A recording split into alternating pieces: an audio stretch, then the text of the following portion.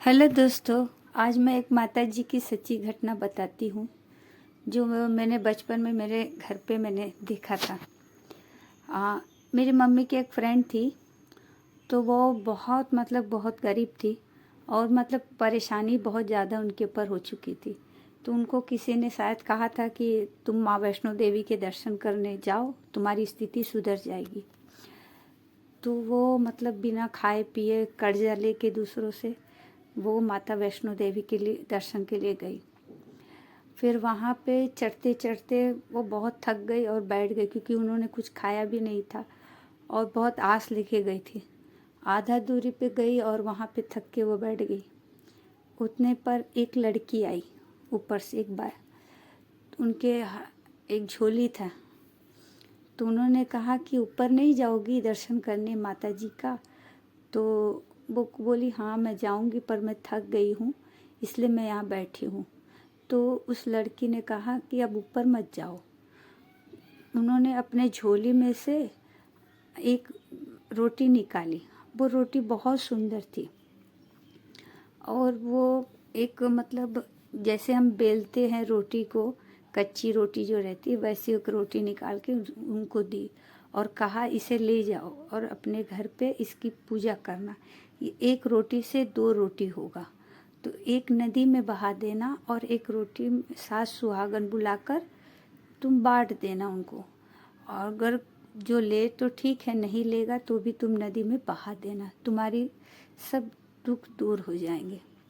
फिर वो वहाँ से वापस आ गई। आने के बाद उन्होंने वैसे ही किया जैसे उस लड़की ने सब बताया था, उस कन्या ने। उसके बाद वो एक रोटी से 2 रोटी हुआ। उसके बाद उन्होंने वैसे ही जैसे उन्होंने उस कन्या ने बताया था उन्होंने वैसा ही किया। फिर देखते देखते धीरे धीरे धीरे धीरे उनकी आर्थिक स्थिति पूरी तरह बदल गई और बहुत अच्छा हुआ। तो जब ये बात मेरी मम्मी को पता चली तो मेरी मम्मी रात को उनके घर पे गई और वो एक रोटी जो उन्होंने रखा था, मम्मी ने कहा मुझे भी चाहिए, तो उन्होंने दे दिया मम्मी को। मेरी मम्मी खुशी खुशी रात को वो रोटी लेके आई। उसके बाद उन्होंने भी वैसे पूजा पाठ करके उस रोटी को रात को रखा। ये मेरे आँखों का देखा, मैं आपको बता रही हूँ। उसके बाद सुबह मेरी मम्मी ने नहा धो के माता जी को पूजा करने के बाद जब उस डिब्बे को खोला तो सच में एक रोटी से वो 2 रोटी हुआ। मेरी मम्मी बहुत खुश हुई, बहुत खुश हुई। उसके बाद फिर उस रोटी को मम्मी ने नदी में बहा दिया। उसके बाद कुछ दिन के बाद मेरी मम्मी की तबीयत ख़राब हो गई थी ज़्यादा। उसके बाद उनका इलाज हुआ, फिर जाके मेरी मम्मी ठीक हुई। तो मेरे पिताजी ने कहा कि ये चीज़ उन औरत के लिए थी जिसके ऊपर ज़्यादा परेशानी थी, माता जी ने उसको दिया।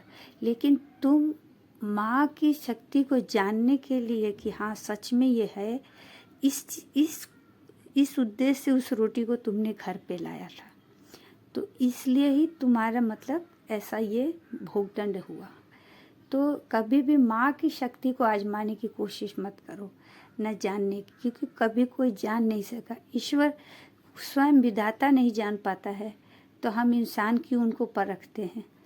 तो इसी चीज़ को मेरे पापा बताते, पर मेरी मम्मी जो थी ना, वो हर चीज़ को उनके अंदर उत्सुकता थी जानने की कि सच में है, सच में है ऐसा। तो आप लोग का बहुत बहुत धन्यवाद, धन्यवाद, धन्यवाद।